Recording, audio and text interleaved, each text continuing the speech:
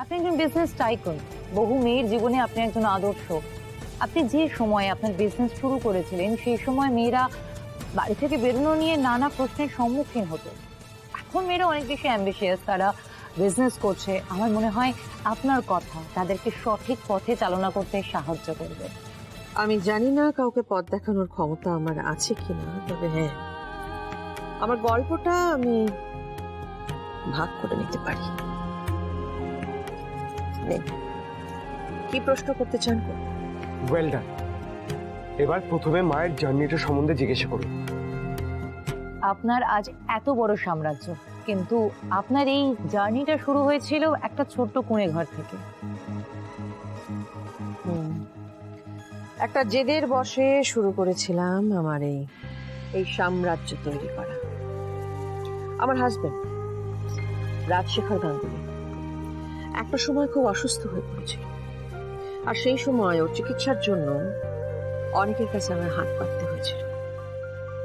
হ্যাঁ, অনেকে আমাকে সাহায্য করেছিল ঠিকই, কিন্তু অনেক কাছের মানুষও মুখের উপর দরজা বন্ধ করে দিয়েছিল।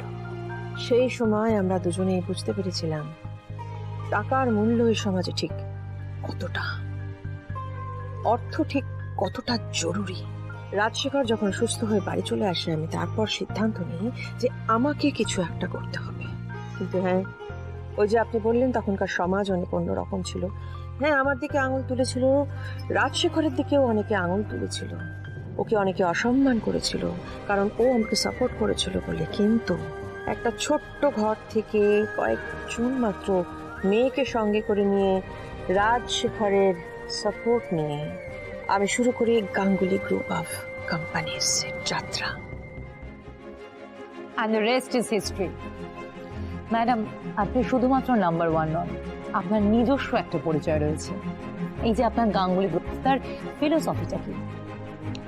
দেখুন, আমরা যে জিনিসটা নিজেরা ব্যবহার করতে পারি, আমরা সেটাই একমাত্র আমাদের ক্লায়েন্টের কাছে বিক্রি করি। এটাই একদম সিম্পল একটা ফিলোসফি।